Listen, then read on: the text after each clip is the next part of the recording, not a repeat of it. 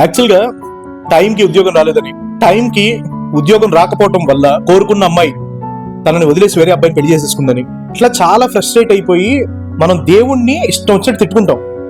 కానీ ఒక చిన్న రహస్యం చెప్తా వినండి. సతీమాత వియోగం తర్వాత శివుడు, సాక్షాత్తు పరమశివుడు కొన్ని వేల సంవత్సరాల తపస్సులో ఉండిపోయాడు. ఆయన పేరేంటి? కాళేశ్వరుడు. ఎందుకంటే కాలానికి అధిపతి, అందుకే ఆయన మహాకాళేశ్వరుడు అని కూడా అంటారు. అలాంటి ఆయన కాలాన్ని గిర్రును తిప్పి సతీమాతను మళ్ళీ పార్వతీమాతగా పుట్టేలా చేయొచ్చు. కానీ ఆయన టైంకి విలువిచ్చాడు. Time will give you many things. Time will dissolve your pain. Time will give you maturity. Time will settle some emotions. Time will give you eligibility.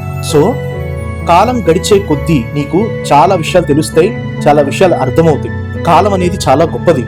అది ఎంత పెద్ద మెడిసిన్ అంటే నీ గుండెకైనా ఎంత పెద్ద గాయాన్నైనా కాలం మాత్రమే మాన్చేయగలదు. కాబట్టి give respect to the time. నువ్వు ఆ టైంకి రెస్పెక్ట్ ఇస్తున్నావు అంటే నువ్వు ఆటోమేటిక్ గా ఈశ్వరుడికి రెస్పెక్ట్ ఇస్తున్నట్టే.